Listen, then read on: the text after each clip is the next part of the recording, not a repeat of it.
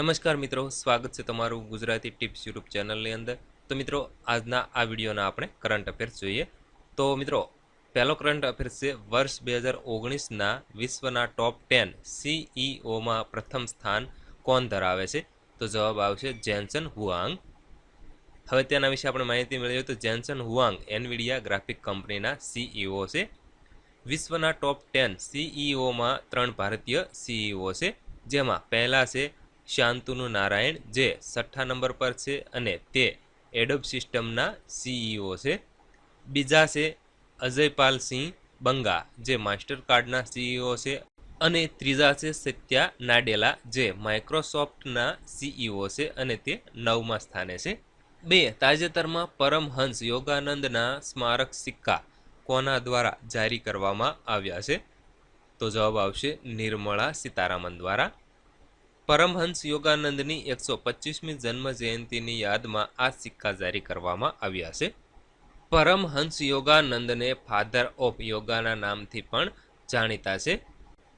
તાજેતરમાં રૂપે credit card launch કરવા ભારતે કયા દેશ સાથે સમજૂતી કરી છે?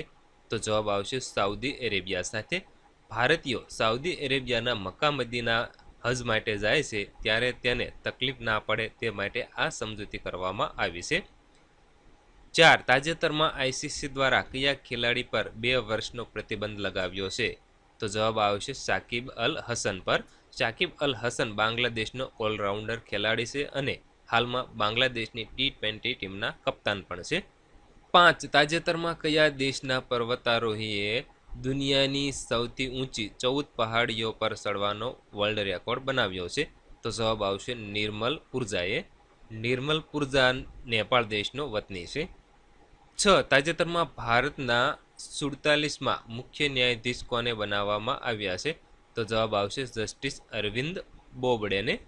જસ્ટિસ અરવિંદ બોબડેને જસ્ટિસ રંજન ગોગોઈની નિવૃત્તિ બાદ 18 નવેમ્બરથી કાર્યભાર સંભાળશે.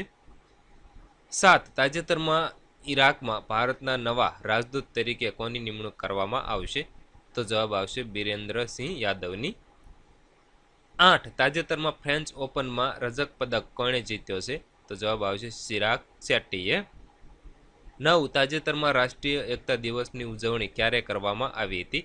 તો જવાબ આવશે 31 ઓક્ટોબરના રોજ. સરદાર વલ્લભભાઈ પટેલ દેશના રાજ્યોના વિલીનીકરણમાં મોટું યોગદાન આપ્યું હતું, તેથી તેમની જન્મ જયંતિના દિવસે રાષ્ટ્રીય એકતા દિવસ ઉજવવામાં આવે છે. તાજેતરમાં સરદાર વલ્લભભાઈ પટેલની 144મી જન્મ જયંતિની ઉજવણી કરવામાં આવી હતી. રાષ્ટ્રીય એકતા દિવસની ઉજવણીની શરૂઆત 2014થી થઈ હતી. તાજેતરમાં 28મા વ્યાસ સન્માનથી કોને નવાજવામાં આવ્યા છે? તો જવાબ આવશે લીલાધર જાગુરીને. વ્યાસ સન્માન કે બિરલા ફાઉન્ડેશન દ્વારા આપવામાં આવે છે. આ સન્માન લીલાધર જાગુરીના કાવ્ય સંગ્રહ જીતને લોગ ઉતને પ્રેમ પુસ્તક માટે આપવામાં આવ્યો છે. તાજેતરમાં રન ઓફ યુનિટીનું શુભારંભ કોને કર્યું હતું? તો જવાબ આવશે અમિત શાહે. રન ઓફ યુનિટીનું આયોજન નવી દિલ્હીમાં મેજર ધ્યાનચંદ સ્ટેડિયમના ગેટથી અમર જવાન જ્યોત સુધી આયોજન કરવામાં આવ્યું હતું. તાજેતરમાં IAEAના નવા પ્રમુખ કોને બનાવવામાં આવ્યા છે? તો જવાબ આવશે રાફેલ મારિયાનો ગ્રાસીને. IAEAનું પૂરું નામ છે ઇન્ટરનેશનલ એટોમિક એનર્જી એજન્સી. IAEAનું મુખ્યાલય ઓસ્ટ્રેલિયાના વિયેના ખાતે આવેલું છે.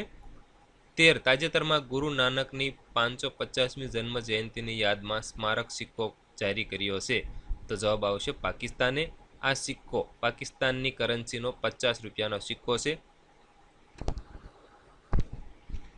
તાજેતરમાં ડેપ્યુટી NSA તરીકે કોની નિમણૂક કરવામાં આવી છે? તો જવાબ આવશે દત્તાત્રેય અથવા તો દત્તા પડસાલગીકરની નિમણૂક કરવામાં આવી છે.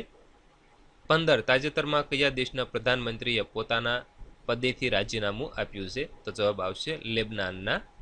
તો મિત્રો, આ હતા આજના કરંટ અફેર્સ. તો મિત્રો, વિડીયો પસંદ હોય તો વિડીયોને લાઇક અને શેર કરવાનું ભૂલશો નહીં. તથા મિત્રો, આ PDF તમે અમારી ટેલિગ્રામ ચેનલ પરથી ડાઉનલોડ કરી શકશો તથા અમને તમે ઇન્સ્ટાગ્રામ પર પણ ફોલો કરી શકો છો.